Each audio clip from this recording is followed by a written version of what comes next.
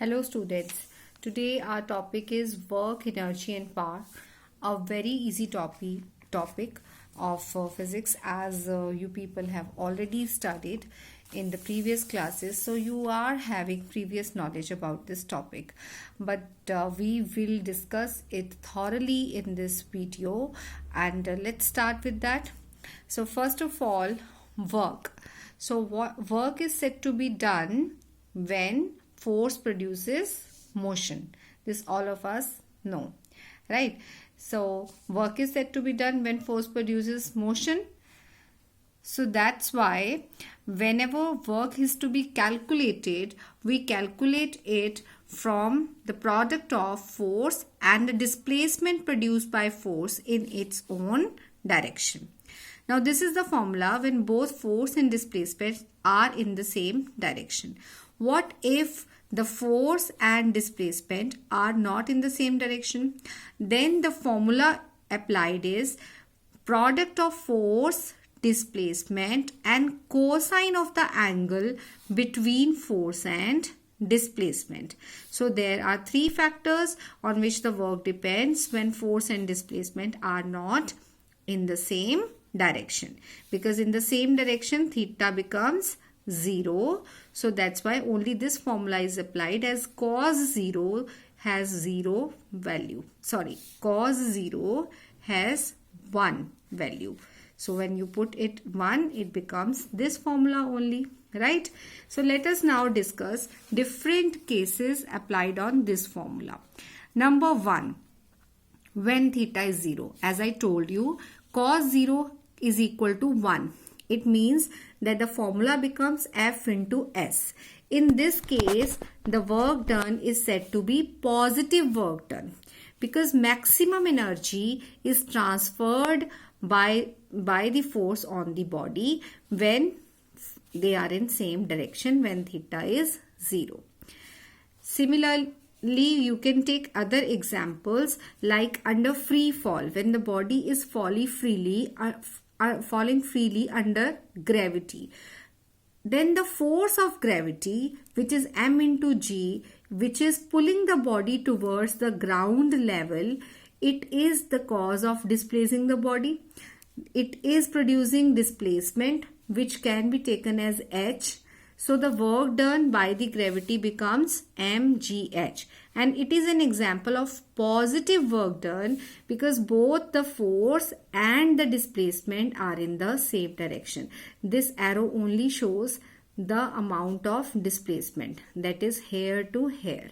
Otherwise displacement is downward and force is also downward. So it is an example of positive work done by the force of gravity. Similarly, a pulley's work done.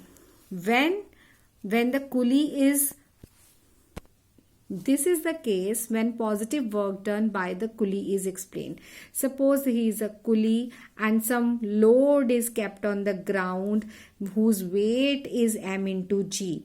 Now pulley has to apply equal and opposite force equal to the weight, that is mg force upwards, to move this load to his head, to this much height. So displacement becomes h here, which is upward. Force of the pulley is upward. So both are having same directions. The angle is 0, and work done by the pulley against gravity is mgh, which is again example of a positive work done. Now let's talk about the second special case on this formula, when work done becomes 0. Actually, it is the case when theta becomes 90. Now when theta becomes 90, cos 90 has got 0 value. That's why work done from this formula F S cos 90, it becomes 0 work done, because cos 90 is 0. Now 0 work done can also be stated like this, that when displacement is 0, the work done is 0. But in the reference of theta, we should always give the reasoning of 0 work done, that again, in which case when the body is in circular motion. Otherwise, you may see the problem given in the question if they are saying that the displacement is 0 in any case, not only in circular path. Then you should see what is the problem if displacement is 0, like body is going from A to B, then to C, then back to A. In this case, again, displacement is 0. Then you can say work done is 0 because displacement is 0. But in case of circular motion, we know that when body completes one complete circle, its displacement is 0. But in continuous circular motion, again work done is 0, not because displacement is 0. You should mention here this case. Now, how the angle becomes 90 degree?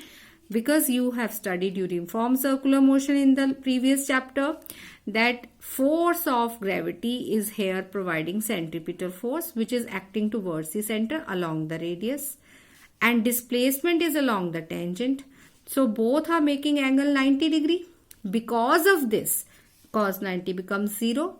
So the work done becomes 0. So whenever there is a circular motion example given, work done is 0. Question will be asked why. Then you should write this reason, that because the centripetal force, which is here the force of gravity on earth by sun or on moon by earth, that's why the cos theta becomes cos 90, which is giving us 0 work done. Next 0 work done is the case of Quli. Now how कुली's case, कुली के case में कैसे 0 work done हो सकता है? Now this is a special case mentioned here, that the Quli is now holding the weight on his head. ठीक है, weight is already on his head and he is moving on a platform. Now force of gravity downward and he is applying reaction force upward against gravity his head is applying. That's why the load is kept on his head. Now in either of these direction, you can say, is perpendicular to displacement. Either you case of gravity you take. Okay, let's talk about gravity here. Against gravity, though, he has done no work because his displacement is 90 degree to the gravity. So Kuli moving on a platform with the weight on his head does no work against gravity because of this reason. So you should write this reason. Right? Third special case is of negative work done. Now here in third case theta becomes 180 degree. This is the case when a moving body, like a ball moving on a platform, stops after some time. Here it stops due to friction between the ball and the platform. Friction force is stopping him. Or a car moving stops after some time. Displacement in this direction, but it stops due to the brake applied. So brake is the force which is retarding its motion, right? So force of brakes and displacement are in opposite directions. Opposite direction means angle between them becomes 180 degree. And cos of 180 degree has got value -1. You can check the trigonometric tables.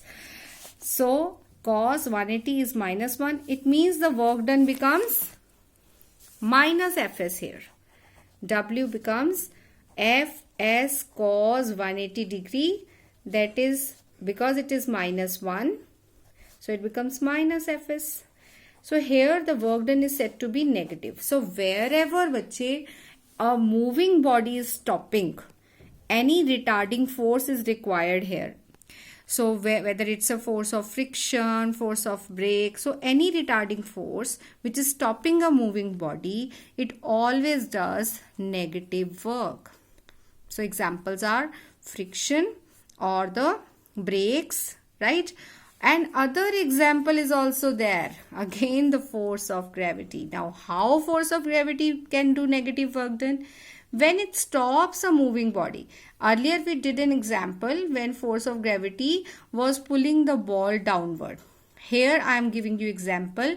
When you throw the ball upward, you are throwing the ball upward, applying a force equal to its weight. So your force mg is upward now. Mg, why? Because the minimum force you require is mg, equal to the weight of the ball. And the displacement is also upward. So you have done work mgh positive because force was upward and displacement was upward. But gravity was pulling that ball downward. Gravity was acting downward against your force applied. This is your force applied, right?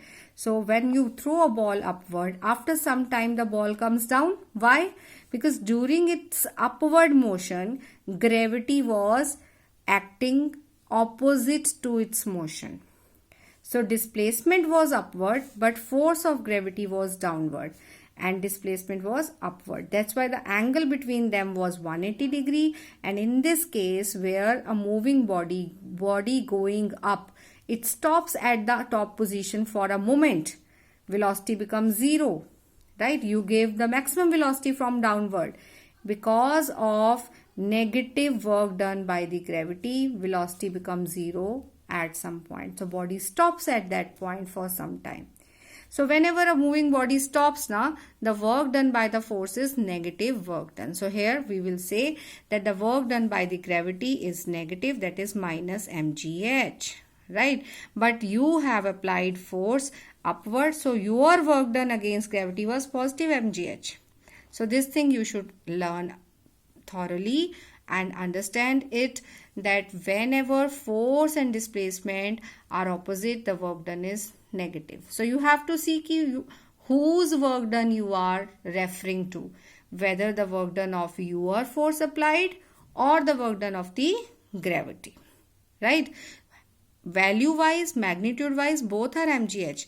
Here the work done against gravity by you is mgh, and work done by gravity in moving the body up from up to down is again mgh, because gravity is mg and displacement is h, right?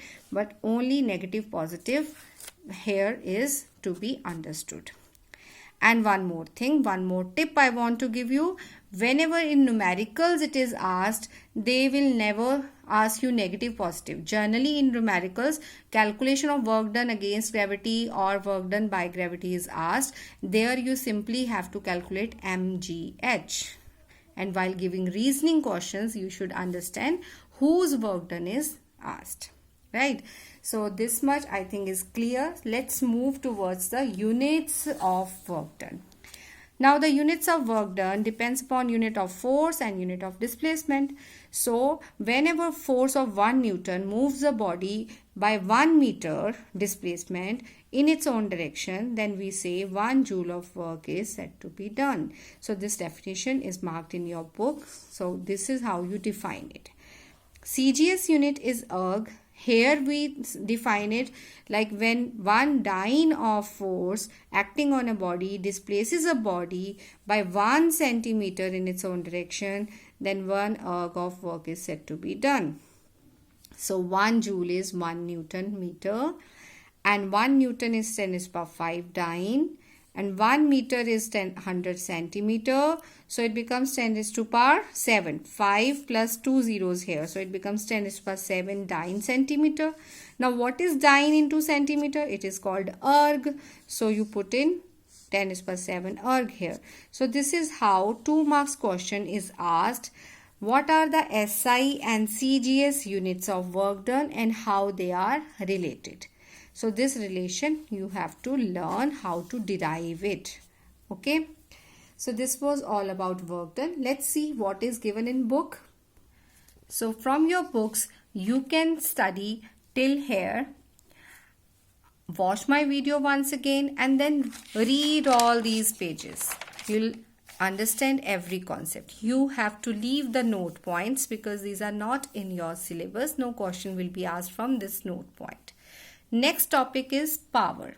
So let's talk about what is power. We know that power is rate of doing work, and power is a scalar quantity. Why? Because work done is a scalar quantity, and because work work is what? Work is said to be done when body has energy, and energy is the capacity to do work. So sometimes we can also say that power is a rate at which the energy is spent. Okay, so energy upon time or work upon time is power. So बच्चे, power is rate of doing work, that is power is W upon T. Now what is W? It is F into S upon T. So it becomes F into S upon T. Now what is S upon T? S upon T means displacement upon time, which is called velocity. So here one more relation for power is there. One is W upon T, another is force into velocity. It's very, very important. It's used in many numericals. So how power depends upon force and velocity? It's a product of force and velocity. Then comes units of power. For units of power, we will refer to this definition only, that power is rate of doing work. Now, if a body does 1 joule of work in 1 second, then how much power is spent by the body? 1 watt. So 1 watt is the SI. Watt is the SI unit of power. And how do we define it? That 1 watt is 1 joule of work done in 1 second. So you have to do the definition. It's given in the book. Learn it and learn by writing. Then there are multipliers of power. Multipliers of watt. Kilo means 10 raised to power 3. When we write kilowatt, it means 10 raised to power 3 watt or 1000 watt. Similarly, beta, kilojoule means 10 raised to power 3 joule. So kilo is just a multiplier. Similarly, mega is 10 raised to power 6. Giga is 10 raised to power 9. So these are the megawatt, gigawatt means higher unit, megajoule, gigajoule, high units of power and energy or work done. Now milli, these are the sub-multipliers. These are the multipliers, means bigger units are formed connecting with kilo, giga and mega. But for the smaller units, we have sub-multipliers, means 10 to the power minus 3. It means 1 by 1000. Micro means 1 by 10 to the power 6. So these are milliwatt, microwatt.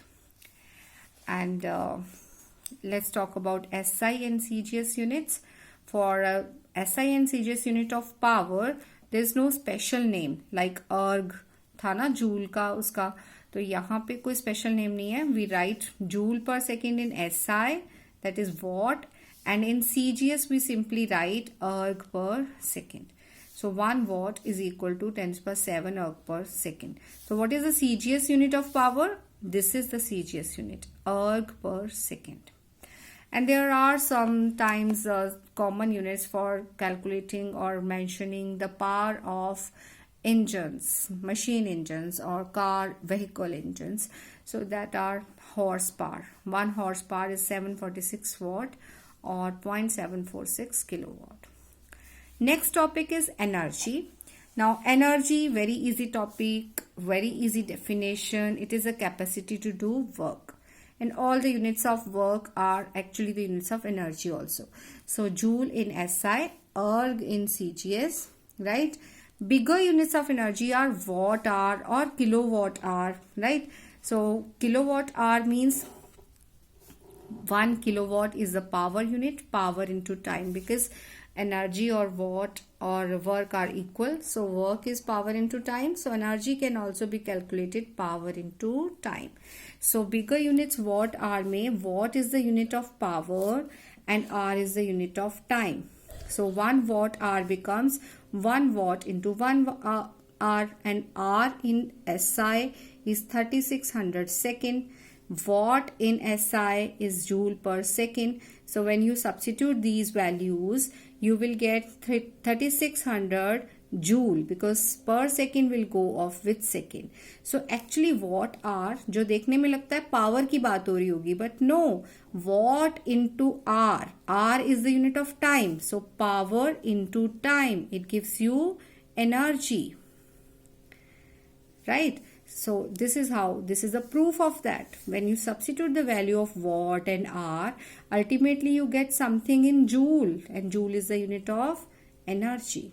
So 1 watt hour is 3600 joule. Similarly, बच्चे 1 kilowatt hour bigger than watt hour. Kilo means 1000 और add हो गए. So 3600 into 10 is per 3 joule. That is 3.6 into 10 is per 6 joule. So simply this value you should learn. कि 1 kilowatt hour is 3.6 into 10 is per 6 joule. Okay, so what is kilowatt hour? It is the bigger unit of energy. ठीक है, and how it is obtained? It is obtained by multiplying unit of power with unit of time. Okay, so this thing you should learn, that work or energy is power into time, so their units are also units of power into units of time. जैसे कि simple unit 1 joule is also can be written as 1 watt into 1 second. Next comes the other units of energy.